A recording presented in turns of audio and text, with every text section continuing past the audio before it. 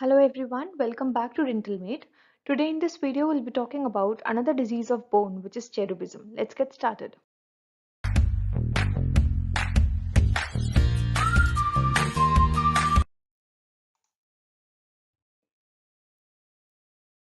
So what is cherubism? Cherubism is a condition in which there is cherub-like faces, that is round plump face is seen in the patient.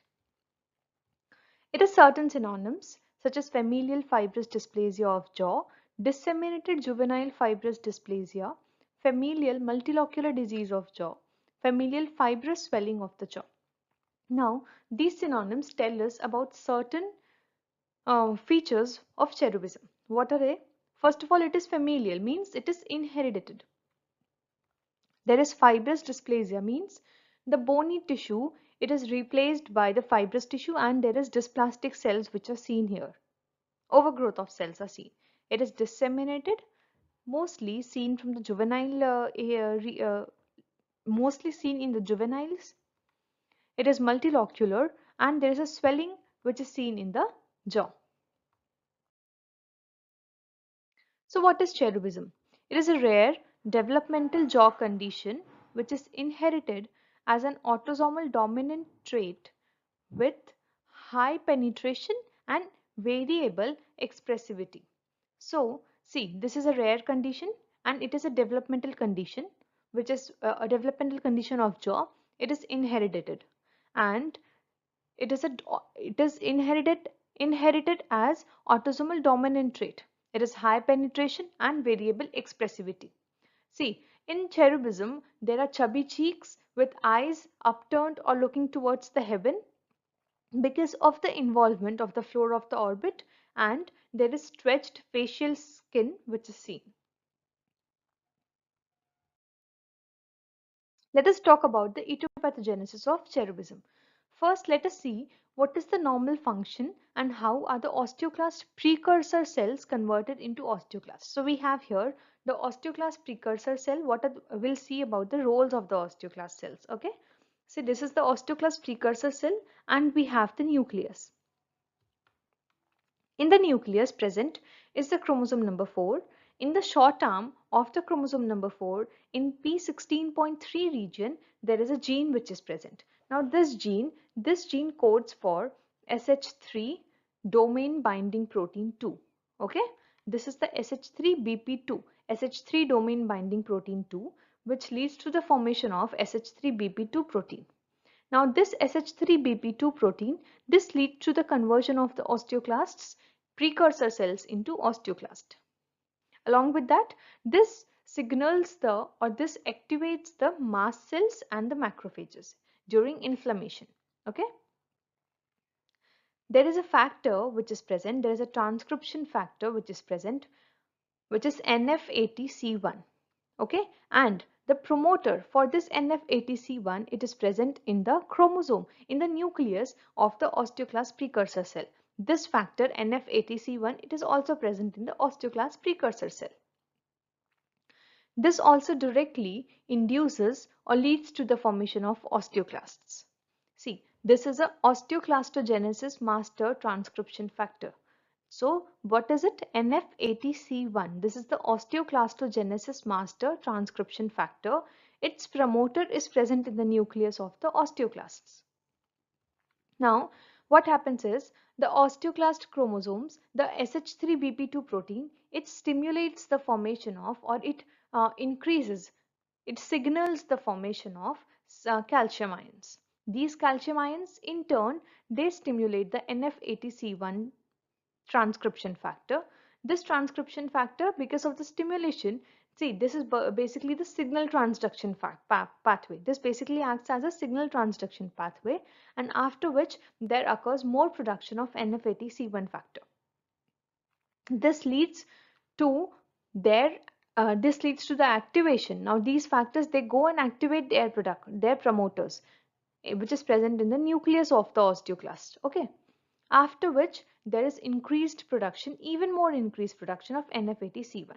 Now, when there is a missense mutation in this SH3BP2 coding gene, which is in the 4P16.3 region, of the chromosome 4 of osteoclast precursor cell, there occurs a missense mutation in this gene.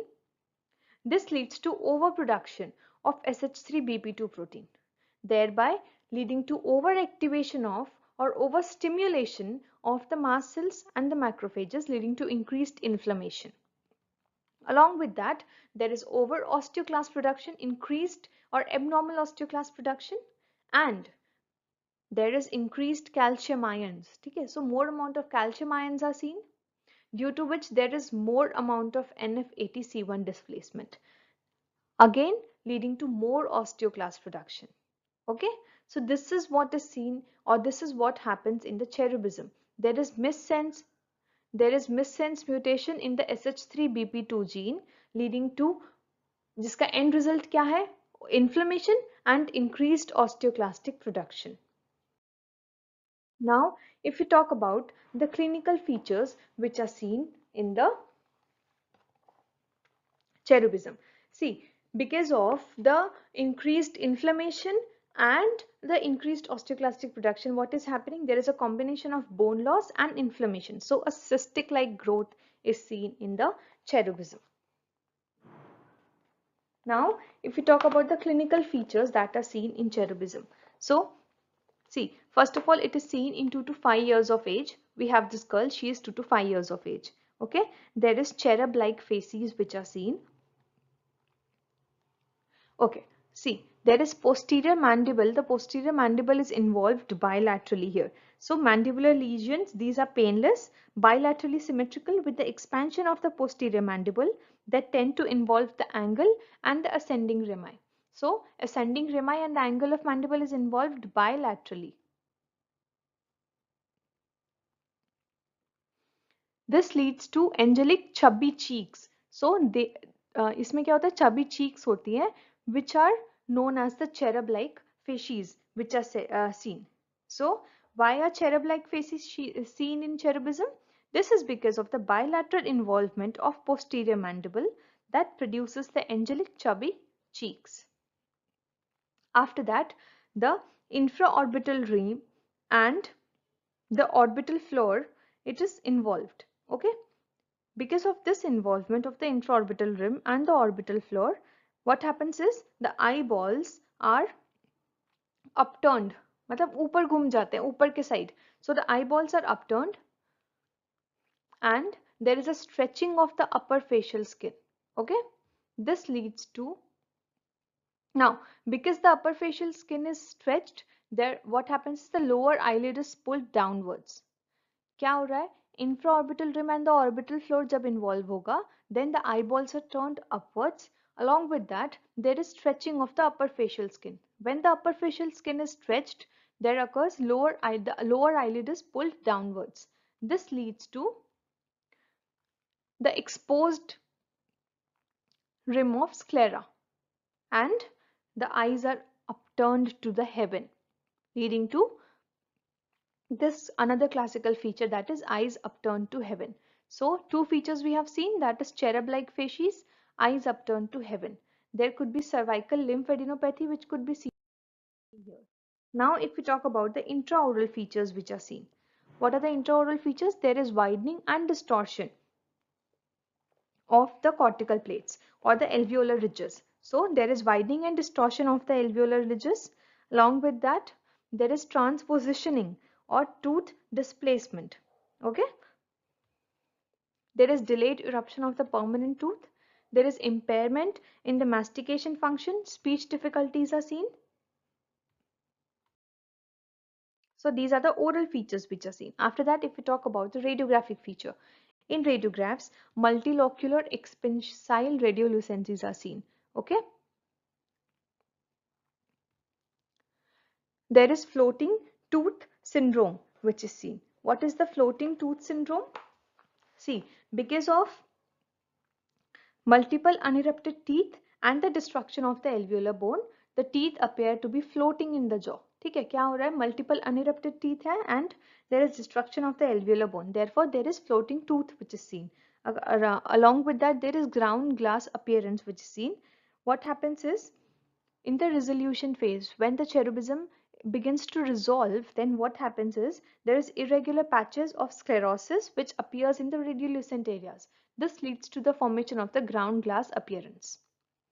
Along with that, there is a hard palate sign which is seen. See, during the maxillary involvement, what happens is there is a soft tissue density which is seen in the posterior inferior part of the maxillary antrum. So the soft tissue density is seen in the posterior inferior part of the maxillary antrum with forward displacement or absence of the tooth follicles because of the prominence in the posterior part of the hard palate, which is appreciated in the lateral view specifically. So this is known as the hard palate sign. क्या होता है, जो posterior inferior part of maxillary antrum होता है उसमें एक soft tissue density is seen. ठीक है, जब maxilla is involved and there is forward displacement or absence of the tooth follicle. Why does this happen? Because of the prominence in the posterior part of the hard palate. This is known as the hard palate sign. Now, what are the classical features जो हमने अभी तक देखे? There is cherub-like facies, eyes upturned to the heaven. Along with that, hard palate sign, floating tooth syndrome, ground glass appearance. Now, there is a grading system by Arnott, which depends on the type of the bone involved. So, cherubism can be graded into 3 different categories. Grade 1, when both the mandibuli ascending rami is involved. Grade 2, when the maxillary tuberosity and the ascending rami is involved. See, grade 2.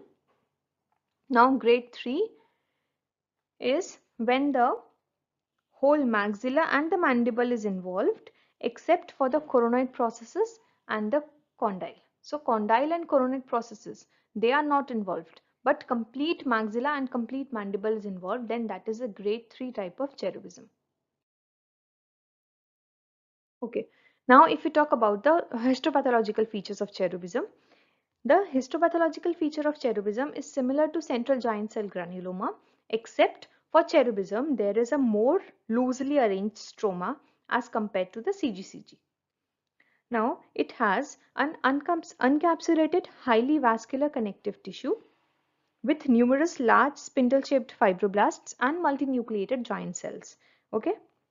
So it has a fibrous connective tissue with spindled fibroblasts and multinucleated giant cells. These giant cells, they are small and they are aggregated focally. Okay, एक focal area पे they are aggregated. These giant cells, these are true osteoclasts and they show a positivity to tartrate resistant acid phosphatase, TRAP. Okay, these are true osteoclasts. There is a foci of extravasated blood which can be seen. Along with that, sometimes areas of hemorrhage and hemosiderin pigment can also be seen. A classical feature which is present sometimes, not, it is not mandatory that this would be seen in cherubism, is eosinophilic cuffing. What is eosinophilic cuffing? See, numerous blood capillaries, they are lined by large endothelial cells and surrounded by thick eosinophilic cuff-like perivascular deposits. So, there is perivascular deposits which are seen in the blood capillaries. This is known as eosinophilic cuffing, which could be seen or not seen, may or may be not, in cherubism. Now, what is the treatment of cherubism? So, the size of the cherubism, it ceases to expand as the person hits the puberty and it resolves on its own, and surgeries can be performed for cosmetic regions to reduce the residual jaw deformities after puberty. This is it about cherubism. Do not forget to like, share and subscribe to my channel. Do hit the bell icon if you don't want to miss any latest updates. Also, let me know in the comment section below if this video has helped in any ways, as this would boost me to make videos of even better versions for you all. Stay tuned, keep visiting. Thank you.